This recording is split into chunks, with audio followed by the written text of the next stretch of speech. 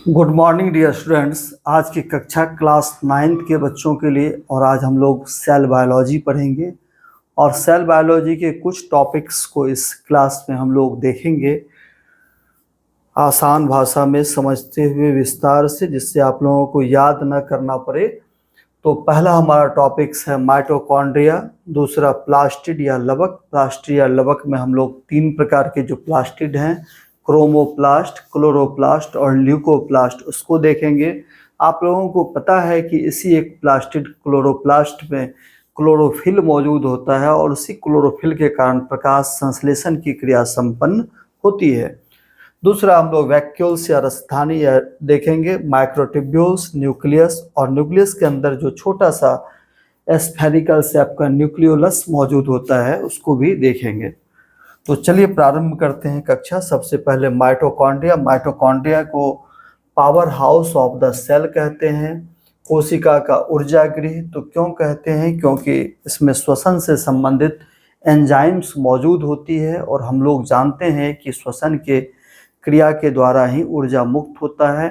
तो वो सारी क्रियाएं यहीं पर संपन्न होती है, इसलिए और यहीं पर संपन्न होती है तो इसीलिए ऊर्जा भी यहीं मुक्त होता है।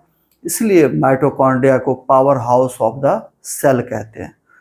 पावर हाउस जो जैसे कि इलेक्ट्रिसिटी जहाँ से मिलता है, जैसे कि हम लोग देखते हैं, हम लोग जो विद्युत का उपयोग करते हैं इलेक्ट्रिसिटी का, वो इलेक्ट्रिसिटी एक जगह संग्रह रहता है पावर हाउस में, और फिर उसी पावर हाउस से अलग अलग फीडरों में अलग अलग क्षेत्र में ऊर्जा की आपूर्ति की जाती है।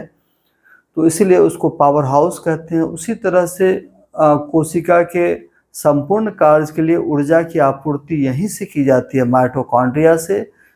चूँकि माइटोकॉन्ड्रिया में ही ऊर्जा मुक्त होता है, श्वसन की क्रिया के अंततः ऊर्जा मुक्त होती है, इसलिए इसको माइटोकॉन्ड्रिया को कोशिका का ऊर्जा गृह या power house of the cell कहते हैं।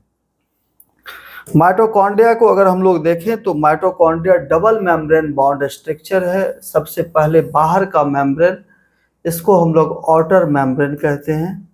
सबसे बाहर मौजूद है तो बाहरी झिल्ली, आउटर मेम्ब्रेन, और ये 2 मेम्ब्रेन से बनी हुई है। तो एक तो ये आउटर मेम्ब्रेन और इसके अंदर एक और मेम्ब्रेन मौजूद है, उस मेम्ब्रेन को इनर मेम्ब्रेन कहेंगे। और इनर मेम्ब्रेन कहीं कहीं जाकर अंदर की ओर मुड़ गई है या धंस गई है। मुड़कर और धंसकर एक संरचना का निर्माण करती है, उस संरचना को क्रिस्टी कहते हैं। ये हमारा इनर मेम्ब्रेन, अंतः झिल्ली, और फिर ये जो कहीं कहीं जाकर अंदर की ओर मुड़ गई है या धंस गई है उसको क्रिस्टी कहते हैं।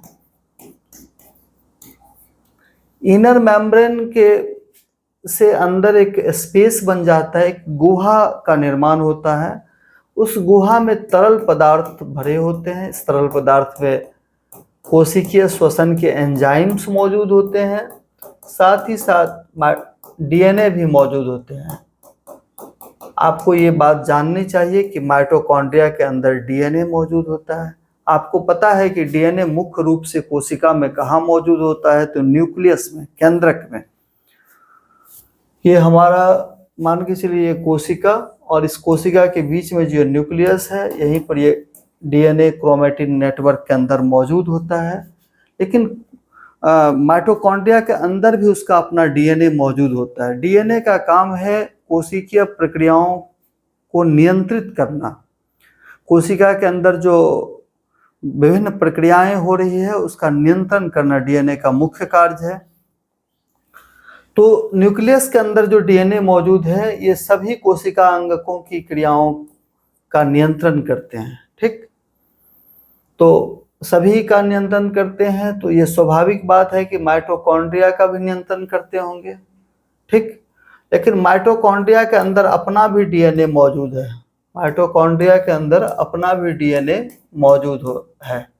तो माइटोकॉन्ड्रिया के अंदर जो सभी प्रक्रियाएं हो रही है, तो वो सभी प्रक्रियाएं इनके खुद के डीएनए के द्वारा और न्यूक्लियस के डीएनए के द्वारा, दोनों डीएनए के द्वारा कंबाइन रूप से रेगुलेट हो रही है, नियंत्रित हो रही है। जैसे कि माइटोकॉन्ड्रिया के अंदर मान के चलिए कि माइटोकॉन्ड्रिया के अंदर टोटल 4 क्रियाएं हो रही है। नंबर 1 में ये कोई क्रिया, नंबर 2 में, फिर ये नंबर 3 में और ये नंबर 4 में। ये 2 क्रियाएं न्यूक्लियर डीएनए के माध्यम से, न्यूक्लियस के जो डीएनए हैं उनके माध्यम से संचालित और नियंत्रित हो रही है, जबकि ये 2 प्रक्रियाएं इनके खुद के डीएनए, इनका जो माइटोकॉन्ड्रियल डीएनए है, माइटोकॉन्ड्रियल डीएनए उनके द्वारा नियंत्रित और संचालित हो रही है। तो कहने का तात्पर्य है कि माइटोकॉन्ड्रिया अपने आधे कार्य का संचालन खुद के डीएनए से करता है, अर्थात अपने आधे काम को खुद संपन्न कर लेता है या अपने ऊपर आधे शासन को खुद करता है और आधा उसका नियंत्रण न्यूक्लियस के द्वारा होता है। इसलिए माइटोकॉन्ड्रिया को अर्ध स्वायत्त शासी अंगक भी कहते हैं, अर्ध स्वायत्त शासी या सेमी ऑटोनोमस ऑर्गन भी कहते हैं। इसलिए माइटोकॉन्ड्रिया को अर्ध स्वायत्त शासी या सेमी ऑटोनोमस ऑर्गन भी कहते हैं। ये माइटोकॉन्ड्रिया के अंदर हो रही सभी प्रक्रियाओं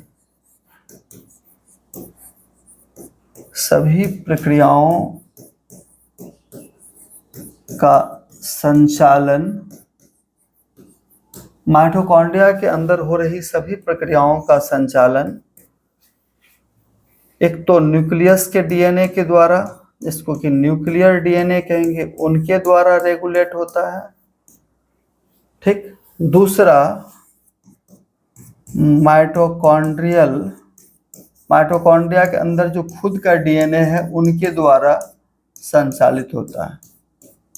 कहने का तात्पर्य है कि माइटोकॉन्ड्रिया आधे काम को अपने डीएनए के द्वारा करवा लेता है, या माइटोकॉन्ड्रिया के ऊपर माइटोकॉन्ड्रिया का जो कह सकते हैं कि शासन, आधा शासन खुद करता है। इसलिए माइटोकॉन्ड्रिया को सेमी ऑटोनोमस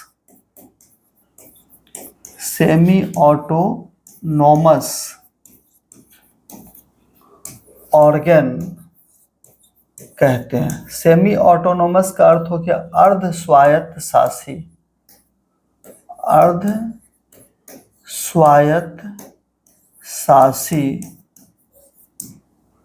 अंगक या अंग। अपने ऊपर आधा शासन खुद करता है और आधा काम किसके द्वारा होता है? न्यूक्लियर डीएनए के द्वारा है, इसलिए उसको अर्ध स्वायत्त शासी कहते हैं। कल्पना कीजिए कि माइटोकॉन्ड्रिया का खुद का डीएनए ही अपने अंदर के सारे कार्य को पूर्ण कर लेता, तो इसको कहते हैं पूर्ण स्वायत्त शासी अंगक। और देखते हैं माइटोकॉन्ड्रिया के बारे में। पहली बात, माइटोकॉन्ड्रिया दोहरी झिल्ली से बनी हुई संरचना है। दूसरी बात, जो अंदर की जो झिल्ली है वो मुड़ करके क्रिस्टी का निर्माण करती है, और क्रिस्टी का भी निर्माण करती है, और साथ ही साथ अंदर एक गुहा बनाती है, खाली जगह। उस गुहा में तरल पदार्थ भरे होते हैं, माइटोकॉन्ड्रियल डीएनए मौजूद होते हैं। इस तरल पदार्थ युक्त गुहा को मैट्रिक्स कहते हैं। क्या कहते हैं? मैट्रिक्स कहते हैं। ठीक। माइटोकॉन्ड्रियल कैविटी का अर्थ होता है गुहा का अर्थ होता है खाली जगह। माइटोकॉन्ड्रियल कैविटी माइटोकॉन्ड्रिया के अंदर का स्थान, खाली स्थान, जो कि माइटोकॉन्ड्रियल मेम्ब्रेन से घिरी होती है। किस मेम्ब्रेन से घिरी होती है? इनर मेम्ब्रेन से। माइटोकॉन्ड्रियल कैविटी कहलाती है। माइटोकॉन्ड्रियल कैविटी में, ये हमारे लिखने का तो आप लोगों को पता ही होगा, इस तरह से लाइन खींचा हुआ है और यहाँ में लिखा हुआ है, तो इसको इंक्लूड करके पढ़ेंगे। अब यहाँ से अगर हमको पढ़ना है तो हमको ऐसे पढ़ना होगा, माइटोकॉन्ड्रियल कैविटी में तरल पदार्थ भरे होते हैं, जिसे मैट्रिक्स कहा जाता है। दूसरा क्रिस्टी, माइटोकॉन्ड्रिया के इनर मेम्ब्रेन से कई प्रवर्ध क्रोथ अंदर की ओर निकलते हैं जिन्हें क्रिस्टी कहते हैं। क्रिस्टी क्या करता है कि सरफेस एरिया को, क्षेत्र को बढ़ा देता है, यहाँ हो रही प्रक्रियाओं के लिए जो स्थान चाहिए उसको बढ़ा देता है। कैसे बढ़ाता है, आप थोड़ा सा यहाँ एक चीज की कल्पना कर सकते हैं, जैसे कि चीज आप समझने का प्रयास करें यहाँ कि कैसे ये इंटरनल स्पेस को या यहाँ हो रही प्रक्रियाओं के लिए अधिक स्थान कैसे प्रदान करता है। तो ये क्रिस्टी किस तरह से मुड़ी हुई थी, ये इस तरह से नहीं, अगर इस टोटल फॉल्ट्स को हम लोग खोलें तो मान के चले यहाँ तक खोलें, फिर ये वाला जो पार्ट है, इस पार्ट को अगर हम यहाँ इस पार्ट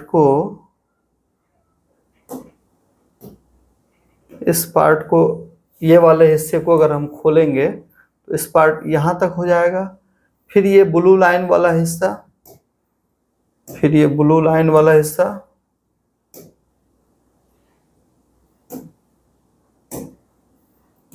ये वाला, और फिर ये वाला क्रिस्टी वाले हिस्से को खोलेंगे। तो इस तरह से क्या होगा कि एक बहुत बड़ा क्षेत्र हो जाएगा। उतना स्थान नहीं है इसलिए ये फॉल्ड हो जाता है। ठीक, क्रिस्टी कहते हैं। अब सेकंड देखिए,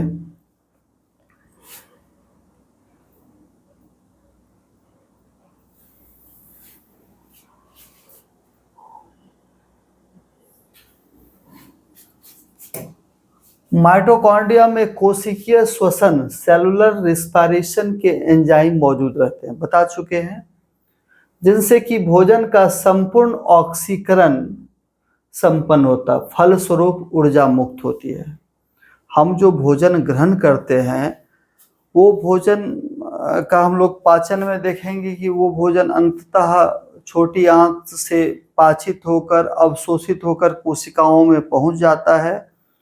वहाँ कोशिका क्या करती है, श्वसन की क्रिया द्वारा, दूसरी तरफ हम लोग सांस लेते हैं, उसमें ऑक्सीजन लेते हैं, श्वसन की क्रिया के द्वारा जो ऑक्सीजन पहुंचता है उस पोषक तत्व या उस भोजन के साथ अभिक्रिया कर ऑक्सीकरण की अभिक्रिया करती है। उस ऑक्सीकरण की अभिक्रिया में क्या होता है कि भोजन के जो जटिल तत्व होते हैं जैसे कार्बोहाइड्रेट, वो टूटते हैं और टूट कर वहाँ पे कुछ ऊर्जा मुक्त होती है। उसी ऊर्जा को हमारी कोशिका क्या करती है, उसी ऊर्जा को हमारी कोशिका फिर उपयोग करती है। तो वो ऊर्जा, वो जो जटिल अणु हैं भोजन के या जो पोषक तत्व के जो जटिल अणु हैं जैसे कि कार्बोहाइड्रेट, उसको तोड़ने के लिए जो एंजाइम्स चाहिए वो एंजाइम कहाँ मौजूद होता है, तो माइटोकॉन्ड्रिया में। तो एंजाइम यही रहता है, इसलिए संपूर्ण ऑक्सीकरण की क्रिया यही संपन्न होती है माइटोकॉन्ड्रिया के अंदर ही। तो ऊर्जा भी यहीं पर प्राप्त होता है, इसीलिए इसको कोशिका का ऊर्जागृह कहा जाता है। अतः माइटोकॉन्ड्रिया को कोशिकीय ऊर्जागृह, power house of the cell कहते हैं। दूसरी बात, ये जो ऊर्जा निर्मित होती है, निर्मित ऊर्जा का संचय एटीपी के रूप में होता है। एटीपी को हम लोग energy currency of the cell कहते हैं। जैसे कि हम लोग मार्केट कुछ जाते हैं खरीदने के लिए, तो वहाँ खरीदने के लिए वो दुकानदार हमें सामान देता है, उसके बदले में हम उसको क्या देते हैं, करेंसी देते हैं, मुद्रा देते हैं। और जैसे इंडिया का करेंसी क्या है, रुपया है, उसी तरह से यहाँ पर ये जो ऊर्जा की जो करेंसी है वो एटीपी है, energy currency of the cell. अब किसी कोशिका को कितनी एनर्जी चाहिए, किसी कोशिका को 10 एटीपी चाहिए, किसी को 20 एटीपी चाहिए, तो ऊर्जा का जो आदान प्रदान होगा किस फॉर्म में होगा, जैसे कि धन का आदान प्रदान किस फॉर्म में होता है, रुपया के फॉर्म में, उसी तरह से ऊर्जा का आदान प्रदान होता है एटीपी के फॉर्म में। इसीलिए एटीपी को energy currency of the cell कहते हैं। ठीक, तो माइटोकॉन्ड्रिया समझ गए हम लोग। माइटोकॉन्ड्रिया में हम लोग क्या क्या समझे, पहली बात तो माइटोकॉन्ड्रिया कितनी झिल्लियों से बनी हुई है? तो डबल मेम्ब्रेन। ठीक। दूसरी बात, माइटोकॉन्ड्रिया का क्या काम है? ऊर्जा का उत्पादन। इसीलिए माइटोकॉन्ड्रिया को क्या कहते हैं? Power house of the cell. तीसरी बात, माइटोकॉन्ड्रिया के जो अंदर का जो मेम्ब्रेन है इनर मेम्ब्रेन, वो किस चीज का निर्माण करती है? क्रिस्टी का। ठीक। चौथी बात, यहाँ हम लोग देखें कि माइटोकॉन्ड्रिया के अंदर जो ऊर्जा मुक्त होती है, उस ऊर्जा का एक्सचेंज या लेन देन किस रूप में किया जाता है? तो एक ऊर्जा करेंसी के रूप में, उसको एटीपी कहते हैं। ठीक। अब दूसरा हम लोग देखेंगे प्लास्टिड या लवक। और प्लास्टिड या लवक में हम लोग 3 प्रकार के प्लास्टिड देखेंगे, क्रोमोप्लास्ट, क्लोरोप्लास्ट और ल्यूकोप्लास्ट। ल्यूको का अर्थ होता है व्हाइट, ये आप लोग जान रहे हैं। ल्यूको का अर्थ होता है व्हाइट, क्रोमो का अर्थ होता है कलर या रंगीन, और क्लोरो मतलब होता है ग्रीन या हरा। लवक या प्लास्टिड। प्लास्टिड सिर्फ प्लांट सेल में पाया जाता है। सबसे पहली बात, ये प्लास्टिड जो है ये स्पेशल फीचर्स है किसका? प्लांट सेल का। स्पेशल फीचर्स किसका है? प्लांट सेल का। कहाँ पाया जाएगा? प्लांट सेल में। ये 3 प्रकार के होते हैं प्लास्टिड, 3 प्रकार के होते हैं। पहला ल्यूकोप्लास्ट। ल्यूको टर्म रहेगा तो ल्यूको का अर्थ होता है व्हाइट, व्हाइट अर्थात सफेद, सफेद अर्थात रंगहीन। इसलिए इसको कहते हैं, रंग कोई नहीं है इसलिए उसको कहते हैं अवर्णी। वर्ण मतलब होता है रंग, वर्ण का क्या अर्थ होता है? रंग। और अ लगा देंगे तो क्या अर्थ होगा? बिना रंग के अर्थात सफेद, अवर्णी। तो ल्यूकोप्लास्ट अवर्णी लवक। दूसरा है क्रोमोप्लास्ट। क्रोमो का अर्थ होता है, क्रोमो का अर्थ होता है कलर या रंगीन। क्रोमो का क्या अर्थ होता है? क्रोमो का अर्थ होता है कलर या रंगीन। क्रोमो का अर्थ होता है कलर या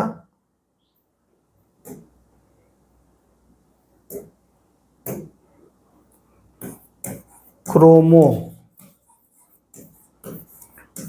क्रोमोप्लास्ट। अगर आप शब्द को समझ जाएंगे तो याद नहीं करना पड़ेगा, ये आसानी होती है। क्रोमो, क्रोमो कहीं भी रहेगा।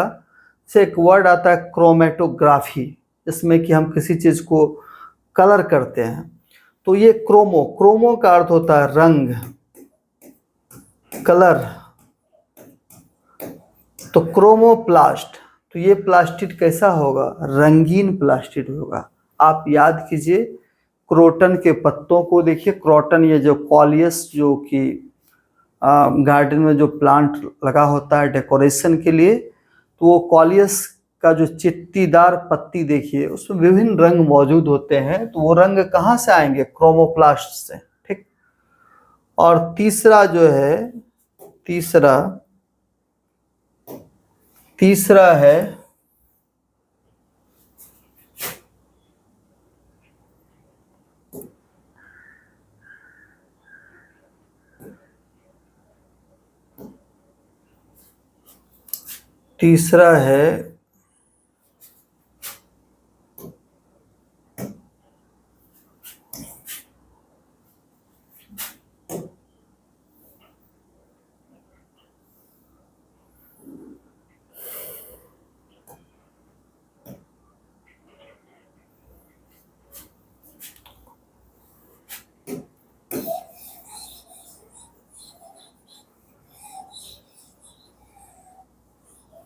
तीसरा जो प्लास्टिड का टाइप है, थर्ड टाइप ऑफ प्लास्टिड, उसको कहते हैं क्लोरोप्लास्ट। क्लोरो वर्ड कहीं भी मिलेगा तो उसका अर्थ होगा ग्रीन, हरा। क्लोरोप्लास्ट, क्लोरो का अर्थ होता है हरा या ग्रीन। तो ये जो प्लास्टिड होगा उसका कलर कैसा होगा, तो रंगीन, हरा कलर होगा, रंगीन तो होगा ही, हरा कलर होगा। और इसी क्लोरोप्लास्ट में क्लोरोफिल मौजूद होते हैं, उसको भी हम लोग देखेंगे आगे। अब ल्यूकोप्लास्ट को देखते हैं। अवर्णी लवक रंगहीन या श्वेत रंग का होता है, या रंगहीन होगा या श्वेत रंग का होगा। अवर्णी लवक ल्यूकोप्लास्ट पौधों के उन भागों में, जैसे यहाँ पढ़ने का इससे सिर्फ ये पौधों लिखा हुआ था, आप इसको इस तरह से भी पढ़ सकते हैं, पढ़ने में सुविधा होगी। जैसे यहाँ पर ल्यूकोप्लास्ट ऐड कर दे, चूंकि एरो यहाँ से दिया हुआ है तो सभी में ल्यूकोप्लास्ट ऐड कर देंगे। तो ल्यूकोप्लास्ट रंगहीन या श्वेत रंग का होता है। दूसरी बात, ल्यूकोप्लास्ट पौधों के उन भागों में पाए जाते हैं जहां प्रकाश संश्लेषण नहीं होता है। प्रकाश संश्लेषण कहाँ होगा, तो जहाँ पे क्लोरोफिल मौजूद होगा। क्लोरोफिल मौजूद होने का क्या अर्थ हुआ कि पौधा का वह भाग हरा होगा। तो ल्यूकोप्लास्ट वहाँ मौजूद होगा कि जहाँ पे कि प्रकाश संश्लेषण की क्रिया नहीं होगी। जैसे जड़, बीज, तना। Leucoplast starch, carbohydrate, lipid, protein का संश्लेषण एवं संग्रहण का कार्य करता है। संश्लेषण का अर्थ होता है निर्माण करना। जब सरल अणुओं से जटिल अणु बनते हैं तो वो प्रक्रिया संश्लेषण कहलाती है। ठीक उसी तरह से जब जटिल अणु टूटकर सरल अणु बनते हैं तो वो प्रक्रिया विघटन कहलाती है। तो यहाँ संश्लेषण का अर्थ हो गया कि सरल से जटिल अणु का बनना। तो ल्यूकोप्लास्ट का क्या काम है, तो स्टार्च का संश्लेषण, लिपिड का संश्लेषण, प्रोटीन का संश्लेषण, साथ ही संग्रहण का कार्य करती है। संग्रहण मतलब उसको जमा कर रखती है। तो सबसे पहले हम लोग देखें ल्यूकोप्लास्ट का कलर कैसा होता है, तो सफेद होता है, रंगहीन होता है। दूसरी बात, ल्यूकोप्लास्ट कहाँ पाया जाता है, तो पौधे के उस भाग में जहाँ पे प्रकाश संश्लेषण की क्रिया नहीं होती है। तीसरी बात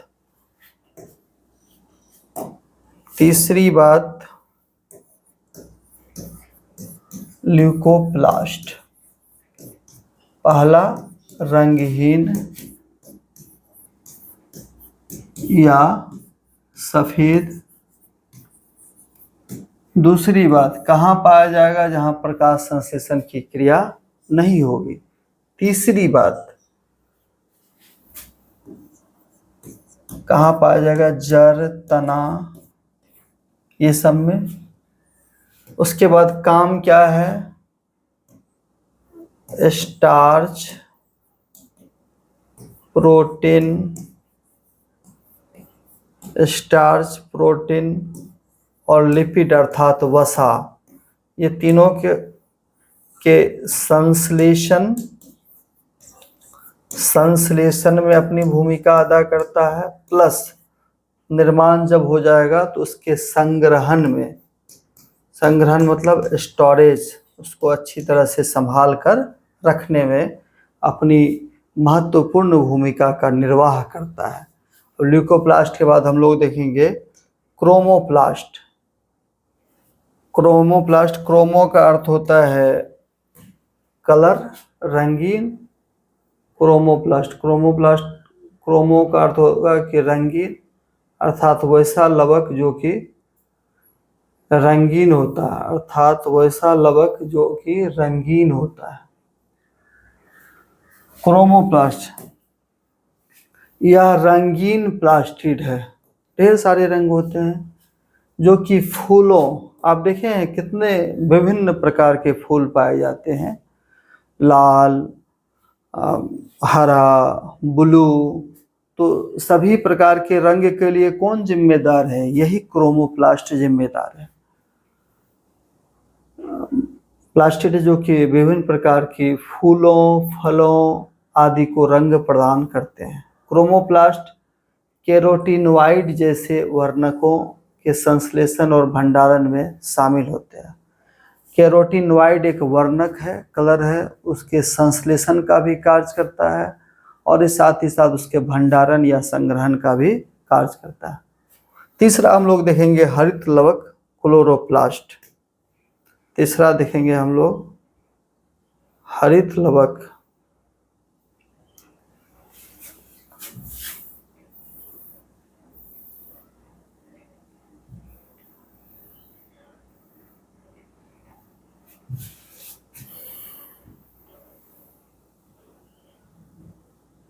ये इम्पोर्टेंट है अधिक, इसको और अच्छे तरीके से देखना है। सबसे पहले इसके अगर चित्र को हम लोग समझ जाएं तो हमें आसानी होगी। क्लोरोप्लास्ट भी डबल मेम्ब्रेन बॉन्ड स्ट्रक्चर है। ये भी दो झिल्लियों से बनी संरचना है, पहली झिल्ली और ये दूसरी झिल्ली। ठीक, दूसरी झिल्ली के अंदर तरल पदार्थ भरे हुए हैं, उसको मैट्रिक्स कहेंगे। किसी भी कोशिका अंग में के अंदर उसके कैविटी में अगर तरल पदार्थ भरे होंगे उसको मैट्रिक्स कहते हैं। तो ये मैट्रिक्स होगा। और वहाँ पर एक और स्ट्रक्चर पाया जाता है जिसको कि ग्राना कहते हैं। ये इस तरह का, और यहाँ से ये एक के ऊपर ये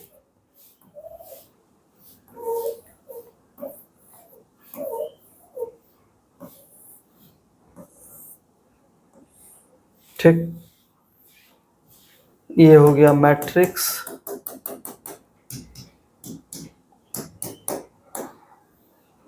ये आउटर मेम्ब्रेन और फिर ये इनर मेम्ब्रेन। ठीक, उसके बाद ये पूरी स्ट्रक्चर जो है, ये पूरा का पूरा स्ट्रक्चर कहलाएगा ग्राना। क्या कहलाएगा? ग्राना। और ये ग्रीन कलर्ड स्ट्रक्चर होता है, हरा रंग का होता है। और ये जो ग्राना है ये कई थाइलेक्वाइड्स से बना होता है। इसी ग्राना के अंदर जैसे ये एक ले लें हम, तो इस एक को क्या कहेंगे? थाइलेक्वाइड्स।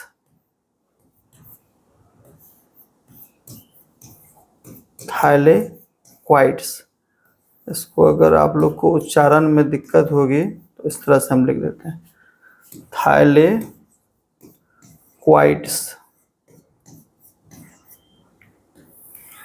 अब कई थाइलेक्वाइड्स एक के ऊपर एक इस तरह से सेट रहते हैं, एक के ऊपर एक इस तरह से व्यवस्थित होते हैं। कई थाइलेक्वाइड्स एक के ऊपर सजकर, एक के ऊपर दूसरा सजकर व्यवस्थित रहते हैं। अब कई थाइलेक्वाइड्स व्यवस्थित हो गए तो यही स्ट्रक्चर क्या कहलाएगा? ग्राना कहलाएगा। यह स्ट्रक्चर क्या कहलाएगा? ग्राना। ठीक, अब एक जो थाइलेक्वाइड्स है, इस एक थाइलेक्वाइड्स को हम निकाल कर देखते हैं। ये थाइलेक्वाइड्स हरे रंग का होगा और इसके अंदर क्या मौजूद होगा? इसके अंदर ये क्लोरोफिल है। इसके अंदर ये क्या है? क्लोरोफिल है। ठीक, तो क्लोरोप्लास्ट दोहरी झिल्ली से, ये समझ में आ गया होगा। क्लोरोप्लास्ट दोहरी झिल्ली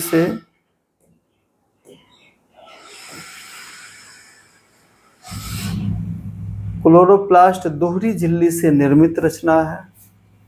दोहरी झिल्ली डबल मेम्ब्रेन बॉन्ड स्ट्रक्चर है, आप लोग देख रहे हैं। ये आउटर मेम्ब्रेन और ये इनर मेम्ब्रेन। ठीक, अंदर के तरल युक्त गुहा को स्ट्रोमा कहते हैं। वहाँ मैट्रिक्स बोल रहे थे, मैट्रिक्स भी कह सकते हैं, यहाँ स्ट्रोमा कहते हैं। दोनों एक ही चीज़ है, इसमें बहुत ज़्यादा अंतर नहीं है। ग्राना, थाइलेक्वाइड्स के समूह को ग्राना कहते हैं। ये एक थाइलेक्वाइड्स और इसी का जो ये समूह है इस पूरे समूह को कंबाइंड रूप से, संयुक्त रूप से क्या कहेंगे? ग्राना।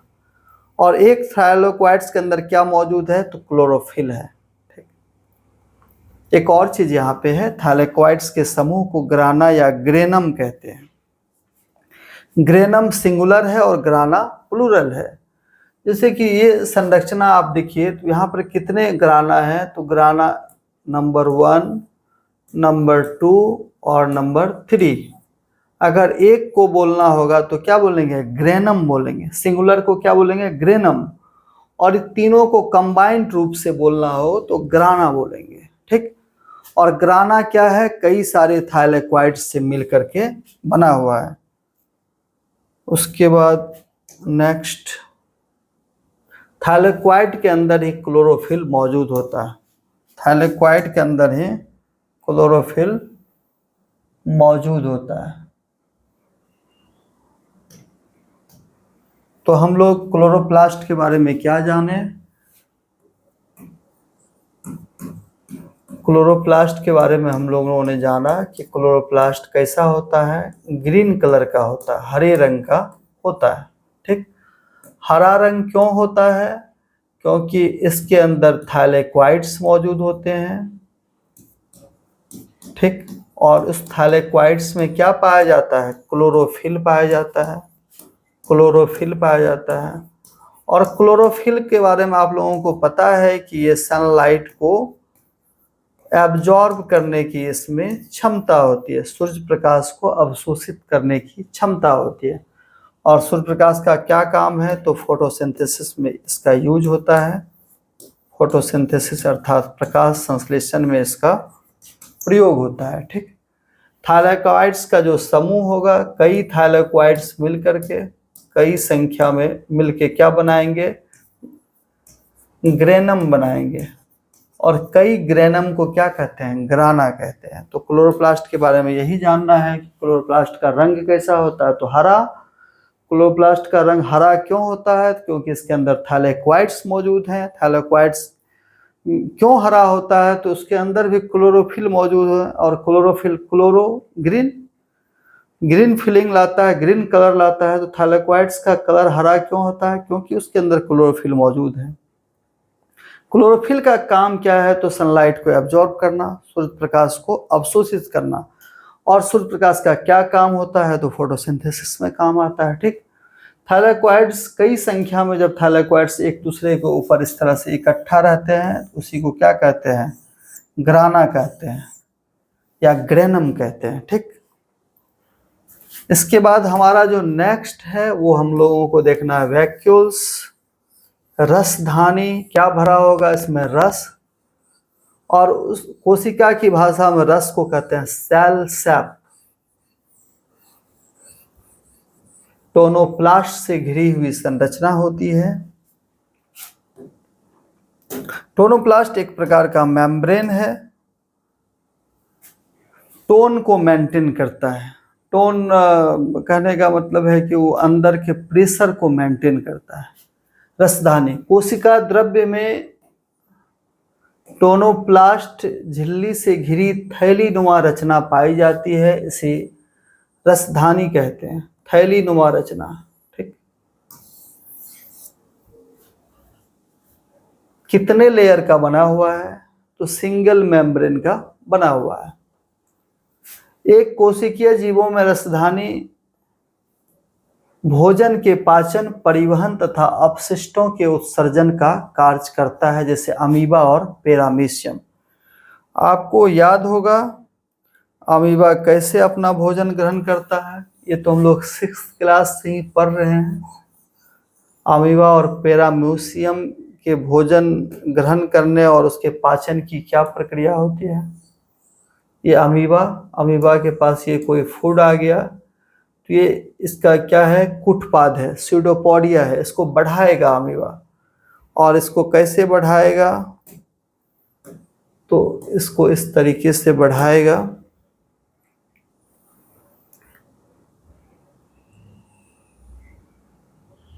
ठीक, और ये वाले हिस्से को भी बढ़ाएगा। ठीक, अब क्या होगा, थोड़ा सा ध्यान दीजिए। अब क्या होगा कि यहाँ वाला हिस्सा ये जो है मिल जाएगा और ये हिस्सा अलग डिटैच हो जाएगा, अलग हो जाएगा। ये हिस्सा डिटैच हो गया, ये हिस्सा आपस में इस तरह से मिल गया और ये हिस्सा इस तरह से डिटैच हो गया। तो इस तरह से क्या कौन सी संरचना का निर्माण हुआ? वैक्यूल्स का। क्या बना? वैक्यूल्स बना। वैक्यूल्स के अंदर कई सारे एंजाइम्स मौजूद होंगे। वो एंजाइम्स इस फूड को क्या करेंगे? पचा देंगे। पचाकर जो पचाने के बाद जो आवश्यकता की चीज़ें होंगी वो अमीबा का शरीर उसको अवशोषित कर लेगा। जो अपचा पदार्थ होगा उसको फिर बाहर निकाल देगा। ठीक, तो एक कोशिकीय जीवों में रसधानी भोजन के पाचन, परिवहन तथा अपशिष्टों के उत्सर्जन का कार्य करता है। पाचन यही हुआ, अब भोजन को यहाँ से यहाँ जाना है तो इसी स्ट्रक्चर में जाएगा, तो वो भी काम रसधानी का ही हुआ। यहाँ से यहाँ गया तो परिवहन हो गया। ठीक, अब जब सारा भोजन पच उच करके जो थोड़ा बहुत बचेगा उसको निकालना है बाहर, निकलेगा भी तो इसी के द्वारा निकलेगा। अमीबा को अपशिष्ट पदार्थों को निकालना है तो वो कैसे निकालेगा, वो अपना यहाँ से तोड़ लेगा और फिर इसको इस तरह से समेट लेगा, बाकी इसको बाहर कर देगा। ठीक, उसके लिए उसमें कोई विशेष स्ट्रक्चर नहीं होती है, जैसे निकालना होता है, जैसे खाना होता है, उस तरह से वो अपने शरीर के आकार का निर्माण कर लेता है। ठीक, उसके बाद बहुकोशिकीय जीवों की कोशिका में रसधानी का कार्य जल, पोषक पदार्थों, अपशिष्टों आदि का भंडारण है। तो अगर कॉमन रूप से देखेंगे तो जो बातें वहाँ है वही बहुकोशिकीय में भी है। क्या है बहुकोशिकीय में काम, तो जल, पोषक पदार्थों और अपशिष्टों का भंडारण है। ठीक, जंतुओं की अपेक्षा पौधों की कोशिका में रसधानी का आकार बड़ा होता है। एक बहुत इंपॉर्टेंट चीज है, कहीं आपसे पूछा जा सकता है कि जंतुओं की कोशिका में पौधों की कोशिका की अपेक्षा रसधानी का आकार छोटा क्यों होता है, या इसको उलट कर पूछा जा सकता है कि पौधों की कोशिकाओं में जंतुओं की कोशिका की अपेक्षा रसधानी का आकार बड़ा क्यों होता है। आप देखे होंगे, आप अगर कंपेयर कीजिए एक जंतु और एक पौधे से, दोनों को तुलना कीजिए तो आप देखेंगे कि पौधे का आकार तुरंत बढ़ जाता है जंतुओं की अपेक्षा, जबकि जंतु का आकार उस गति से नहीं बढ़ता जिस गति से पौधे का आकार बढ़ता है। कोई आप छोटा सा पौधा लगाते हैं ना, ये कुछ ही दिनों में ये बड़ा सा विशाल पेड़ बन जाता है। ठीक, लेकिन एक कोई छोटा सा मान के चलिए मनुष्य ही है,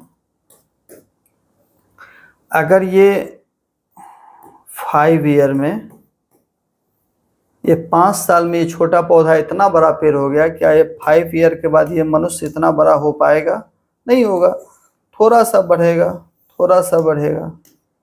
ठीक, तो हम क्यों ये बता रहे हैं, तो अभी हमारा प्रश्न क्या था कि पौधों की कोशिकाओं में जंतुओं की कोशिकाओं की अपेक्षा रसधानी का आकार बड़ा होता है। तो क्यों होता है? क्योंकि पौधों की कोशिकाओं में वृद्धि जंतुओं की कोशिकाओं की वृद्धि की अपेक्षा बहुत तीव्र गति से होती है, और कोशिका में जीव द्रव्य भरे होते हैं। अब पौधे की कोशिकाओं की वृद्धि बहुत अधिक तीव्र गति से होती है। अब जितनी तीव्र गति से कोशिका का आकार बढ़ता है उतनी तीव्र गति से उसमें मौजूद जीव द्रव्य नहीं बन पाते हैं, या जीव द्रव्य का आकार या जीव द्रव्य की क्वांटिटी मात्रा नहीं बन पाती है। तो उस जीव द्रव्य की मात्रा जो नहीं बन पाती है, तो वहाँ जो जगह खाली है उस खाली जगह को भरने के लिए वैक्यूल्स का निर्माण हो जाता है। जैसे चित्र के माध्यम से इसे हम आसानी से समझेंगे।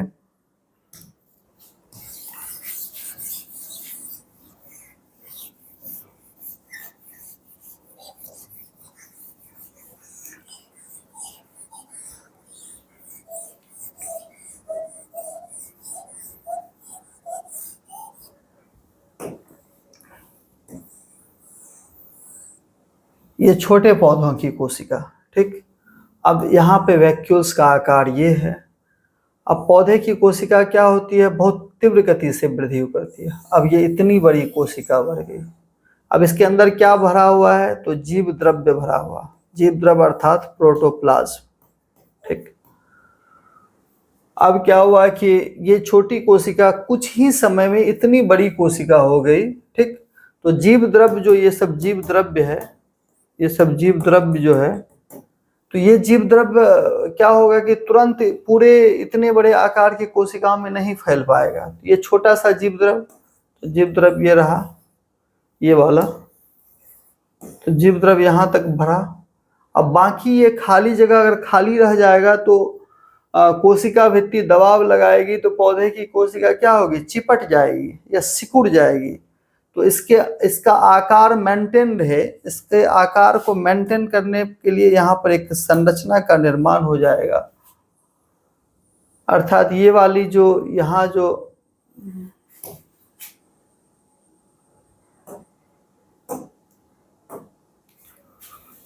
जो ये रिक्तिका थी, ये वैक्यूल्स थे, ये क्या होगा, इसके आकार को बनाए रखने के लिए अपना आकार बड़ा कर लेगा।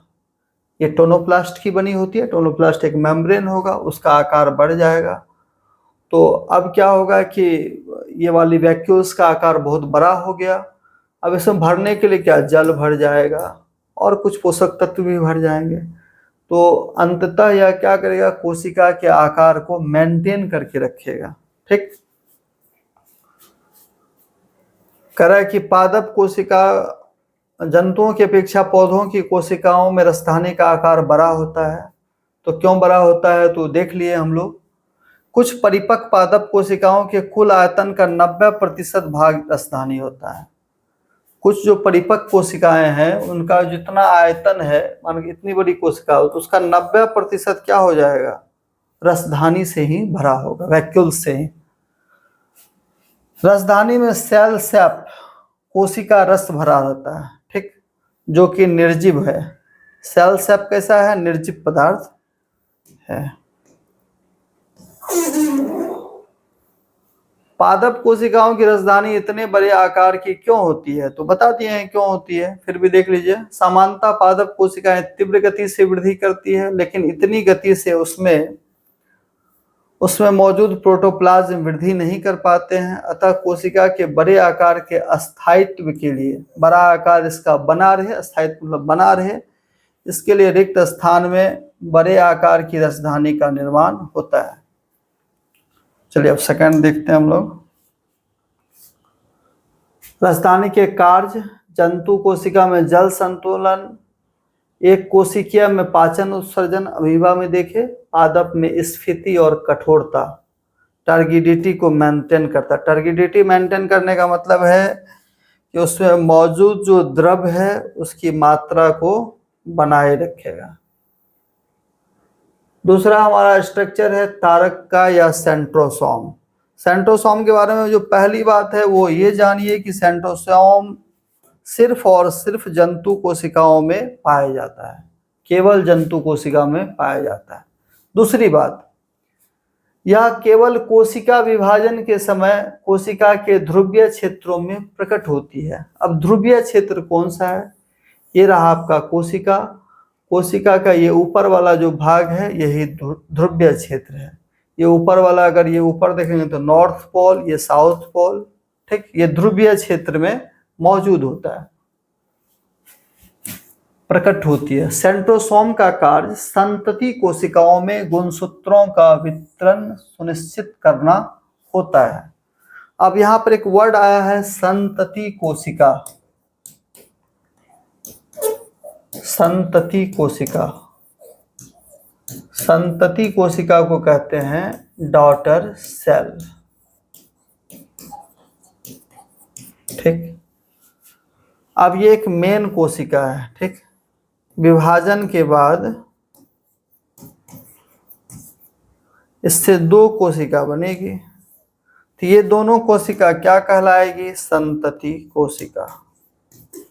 संतति कोशिका या डॉटर सेल। और ये मातृ कोशिका या पेरेंट सेल, मातृ कोशिका या पेरेंट सेल, और ये डॉटर सेल, समझे। तो इसका क्या मुख्य काम है कि गुणसूत्रों, इसमें जो गुणसूत्र मौजूद होते हैं, इसके जो न्यूक्लियस में जो क्रोमोजोम मौजूद होते हैं, यहाँ पे अगर 2 क्रोमोजोम है, इसमें भी इस तरह का ये 2 क्रोमोजोम का इक्वल डिस्ट्रीब्यूशन करना, संतति कोशिकाओं में गुणसूत्रों का वितरण सुनिश्चित करना है। दूसरा काम है सेंट्रोसोम का सीलिया तथा फ्लैजिला के निर्माण में भाग लेता है। सीलिया और फ्लैजिला आप लोग जानते हैं कि रोए की तरह स्ट्रक्चर होता है जो कि छोटे जीवों को चलने फिरने, भोजन ग्रहण करने आदि में मदद करता है। दूसरा जो हमारा सेलुलर ऑर्गेनल्स है वो माइक्रोट्यूब्यूल्स है। उसको माइक्रोट्यूब्यूल्स को देखते हैं। माइक्रोट्यूब्यूल्स को हिंदी में सूत्र नलिका भी कहते हैं। ट्यूब्यूल का अर्थ होता है नली, ट्यूब से ट्यूब्यूल बना है। और माइक्रोट्यूब्यूल्स का भी काम देखेंगे हम लोग, सीलिया और फ्लैजिला का निर्माण करना ही होगा। यह ट्यूबुलिन प्रोटीन से बनी होती है। प्रोटीन का एक प्रकार है ट्यूबुलिन, उसी से बनी होती है। यह छोटी छोटी नलिकाकार रचनाएं होती हैं, नली के तरह छोटी छोटी नलिकाकार रचनाएं होती हैं जो कोशिका द्रव्य में पाई जाती है। माइक्रोट्यूब्यूल्स कोशिका विभाजन के समय स्पिंडल फाइबर का निर्माण करती है। कोशिका विभाजन के समय वो जो क्रोमोसोम बनता है वहां पर एक स्पिंडल फाइबर बनता है, जैसे कि उससे तो हम लोग देखेंगे इसको बड़े विस्तार से। जैसे कि ये वाला ये क्रोमोसोम,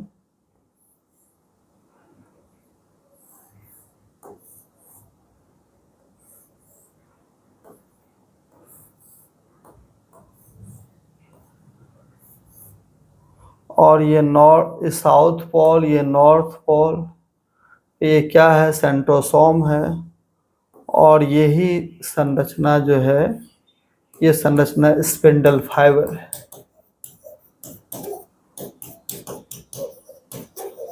और ये संरचना क्या है, सेंट्रोसोम है।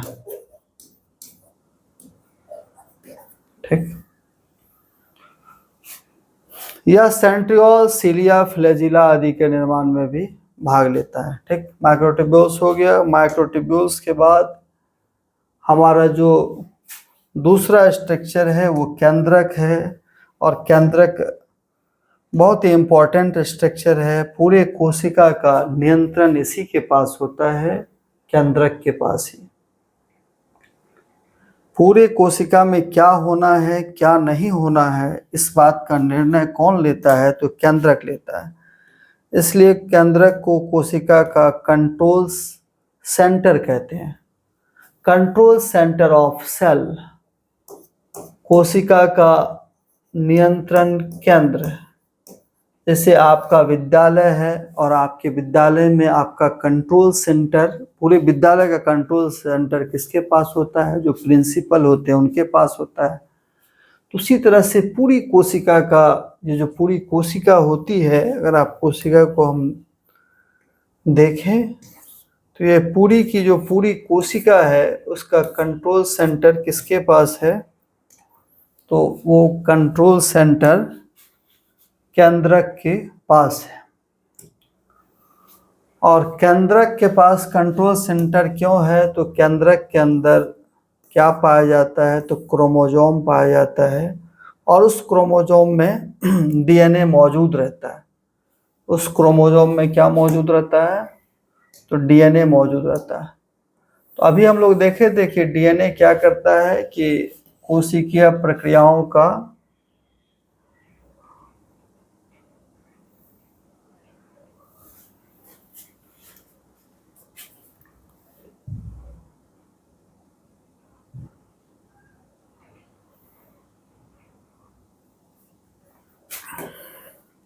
ये रहा आपका न्यूक्लियस। ठीक, और इसी न्यूक्लियस के अंदर डीएनए मौजूद रहता है। और डीएनए पूरे कोशिका के कार्यों को क्या करता है, एक संतुलन स्थापित करता है या एक नियंत्रण स्थापित करता है। चूंकि डीएनए इसी में मौजूद है इसलिए न्यूक्लियस को ही control centre of the cell कहते हैं। कोशिका द्रव्य के मध्य में न्यूक्लियस होता है। कैसा होता है, इसका आकार गोलाकार होता है। न्यूक्लियस चारों ओर से दोहरे परत, न्यूक्लियस भी डबल मेम्ब्रेन बॉन्ड स्ट्रक्चर से घिरा होता है। ये दोहरी झिल्ली से हम लोग न्यूक्लियस बना रहे थे तो देखे थे। और इसी से किसी ये दोहरी झिल्ली वाले से फिर ये एंडोप्लाज्मिक रेटिकुलम निकली हुई होती है। ठीक। और इसी के अंदर ये डीएनए ये सब मौजूद होता है। न्यूक्लियस चारों ओर से दोहरे परत की झिल्ली से घिरी होती है, जिसे केंद्रक झिल्ली या न्यूक्लियर मेम्ब्रेन कहते हैं। ये क्या है? न्यूक्लियर मेम्ब्रेन है। न्यूक्लियर मेम्ब्रेन में अनेक छिद्र मौजूद होते हैं, जिसे न्यूक्लियर पोर कहते हैं। ये सब क्या है? न्यूक्लियर पोर है। पोर का अर्थ होता है छिद्र। न्यूक्लियर पोर के माध्यम से ही केंद्रक द्रव्य एवं साइटोप्लाज्म के बीच पदार्थों का आदान प्रदान होता है। इसको और थोड़ा सा अच्छे से देखिए।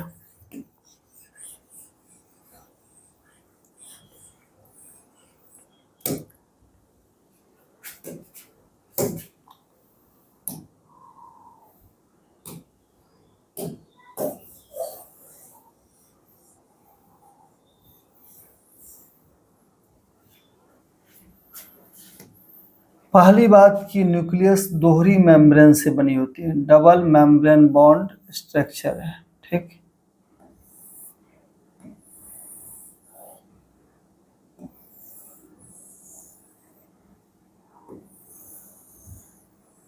किसी किसी में इसी के दोहरी मेम्ब्रेन से एक और संरचना का निर्माण हो जाता है, अंतःप्रद्रवयी जालिका का, जो आप लोग पढ़े ही हैं। कोई स्मूथ होता है, कोई रफ होता है। ठीक।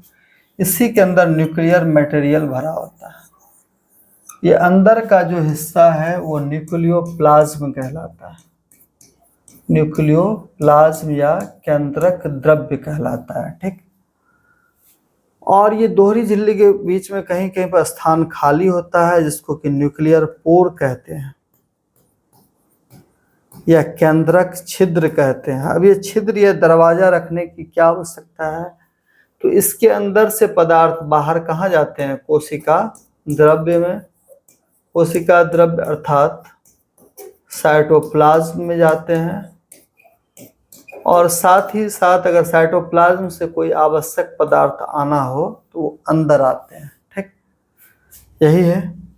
इसके बाद नेक्स्ट देखना है न्यूक्लियोलस। नहीं, इसमें कुछ कुछ और चीजें हैं। पहला एक है इसमें केंद्रक द्रव्य। केंद्रक द्रव्य क्या है? तो केंद्रक द्रव्य केंद्रक के अंदर मौजूद गाढ़े अर्ध तरल द्रव्य को न्यूक्लियोप्लाज्म कहते हैं। गाढ़ा होता है और अर्ध तरल होता है। अर्ध तरल आप समझ सकते हैं जैसे कि दही। दही को अगर थोड़ा सा हम लोग मिला दें तो दही क्या? अर्ध तरल है। ठीक। क्रोमेटिन नेटवर्क, उसमें जो जाल के तरह संरचना देखे वही क्रोमेटिन नेटवर्क है। न्यूक्लियोप्लाज्म में केंद्रक द्रव्य में महीन धागों की जाल जैसी इस तरह की ये जाल जैसी संरचना पाई जाती है, इसे क्रोमेटिन नेटवर्क कहते हैं। क्रोमेटिन जाल कहते हैं। क्रोमेटिन नेटवर्क क्यों कहते हैं? क्योंकि ये क्रोमोसोम से बना हुआ, गुणसूत्र से। क्रोमेटिन नेटवर्क का निर्माण डीएनए एवं प्रोटीन से होता है। डीएनए और प्रोटीन से होता है। डीएनए आनुवांशिक लक्षणों को एक पीढ़ी से दूसरी पीढ़ी तक ले जाते हैं। डीएनए का क्या काम है? हेरिडिटरी कैरेक्टर्स, आनुवांशिक लक्षण को एक पीढ़ी से दूसरी पीढ़ी में ले जाना। जैसे कि कोई बच्चा है, उनके माता पिता का जो कलर है वही कलर बच्चों में भी आ गया है। तो वो कलर बच्चों में कौन लाया? अगर कोई माता पिता किसी का सांवला है, बच्चे भी सांवले हैं, तो वो कलर कौन लेकर के आया बच्चों में? तो वो डीएनए लेके आएगा। या किसी बच्चे का आंख देखते होंगे वो भूरा टाइप का होता है, तो उसके माता या पिता में किसी और एक का आंख भूरा टाइप का होगा, तो माता या पिता से वो भूरे आंख को कौन लेकर के आया बच्चों में? तो डीएनए लेकर के आया। या दूसरा और एक एग्जाम्पल ले सकते हैं, जैसे किसी के माता या पिता की लंबाई अधिक है, अधिक लंबे हैं, तो बच्चे भी अधिक लंबे हैं, तो उसमें लंबाई का कैरेक्टर्स माता या पिता से कौन लेकर के आएगा? तो डीएनए लेकर आएगा। तो डीएनए का काम है हेरिडिटरी कैरेक्टर्स, आनुवांशिक लक्षण। आनुवांशिक लक्षण कहने का मतलब है कि वैसा लक्षण जो एक वंश से दूसरे वंश में स्थानांतरित होता है, उसी को आनुवांशिक लक्षण कहते हैं। आनुवांशिक लक्षण अर्थात वैसा लक्षण जो एक वंश से दूसरे वंश में क्या होता है? स्थानांतरित होता है। तो स्थानांतरित किसके माध्यम से होता है? तो डीएनए के माध्यम से। डीएनए में सेल के निर्माण एवं संगठन की सभी आवश्यक सूचना होती है। सेल का कैसे निर्माण होगा, सेल किस तरह से आपस में बंध के रहेगा, सेल के अंदर कौन सी प्रक्रिया होगी, सारी बातें डीएनए में मौजूद होती है। क्रोमोसोम या गुणसूत्र। कोशिका विभाजन के समय क्रोमैटिन नेटवर्क, ये जो क्रोमैटिन नेटवर्क है, ये क्रोमैटिन नेटवर्क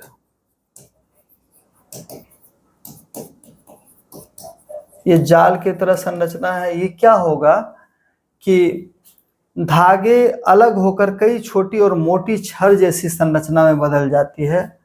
ये धागे क्या होंगे, ये जो नेटवर्क है ये क्या होगा, एक तरह का स्ट्रक्चर बना लेगा और इसी स्ट्रक्चर को क्या कहते हैं? क्रोमोसोम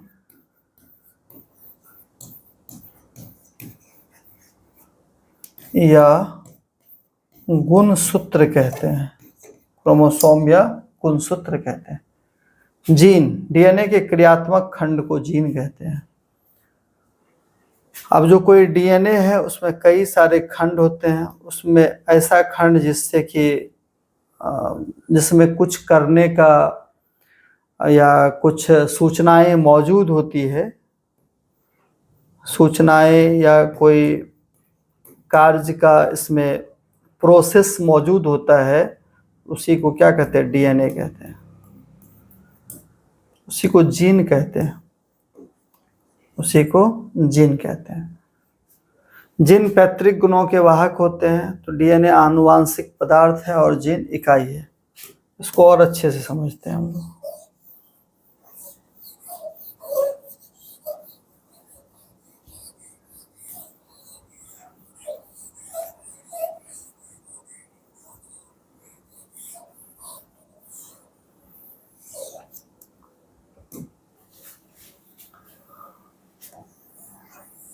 ये कोशिका के अंदर के न्यूक्लियस के अंदर क्या है? क्रोमैटिन नेटवर्क मौजूद है। अब इस क्रोमैटिन नेटवर्क को हमने क्या किया? अलग किया। ठीक, क्रोमैटिन नेटवर्क क्या होगा? ये आपस में खुलकर, पहले उलझा हुआ था, खुलकर और छोटा छोटा एक संरचना बना लेगा। इसको क्या कहेंगे? क्रोमोसोम कहेंगे, क्रोमोसोम कहेंगे। ये क्रोमैटिन नेटवर्क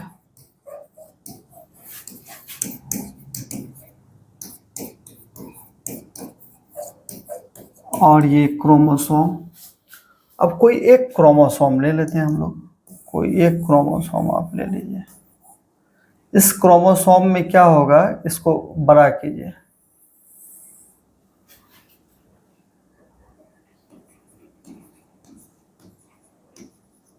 ठीक,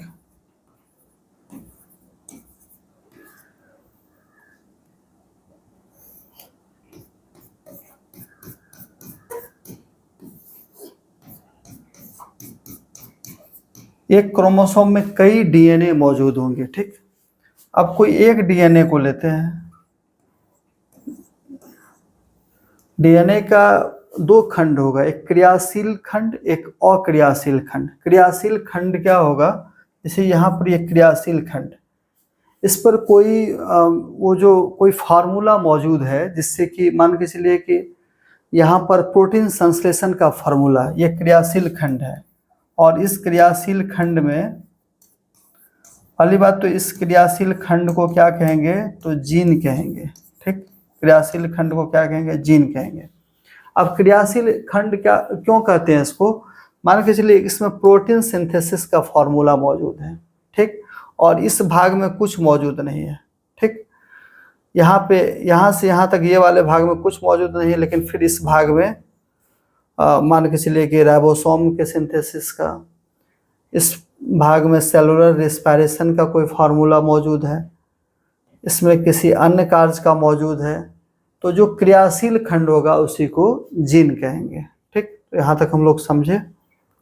नेक्स्ट, अब न्यूक्लियस के कार्य। न्यूक्लियस कोशिका की रक्षा करता है, दूसरी बात, कोशिका विभाजन कराता है। तीसरा, कोशिका की सभी उपापचयी क्रियाओं का नियंत्रण करता है। ठीक, इसको एक आसान भाषा में समझिए कि मान के चलिए कोई एक ट्रक है,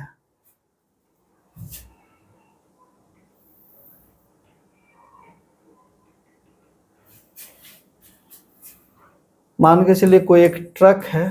ठीक, ट्रक के अंदर क्या होता है? स्टीयरिंग होता है। स्टीयरिंग जिससे कि पूरा ट्रक चलता है, नहीं, और स्टीयरिंग को कौन कंट्रोल करता है? ड्राइवर। उसी तरह से अगर हम अपने कोशिका को ट्रक मान लें, ठीक, तो ट्रक के अंदर क्या होगा?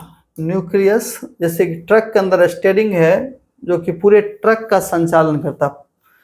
100 चक्कों वाला ट्रक है, बहुत अधिक चक्कों वाला ट्रक देखने को मिलता है। अगर 100 चक्कों वाला ट्रक है तो वो ट्रक को कौन चलाएगा? कैसे वो 100 चक्कों वाला ट्रक जिधर मुड़ना चाहेंगे उसे मुड़ेगा? तो स्टीयरिंग के माध्यम से मुड़ेगा, स्टीयरिंग के माध्यम से मुड़ेगा।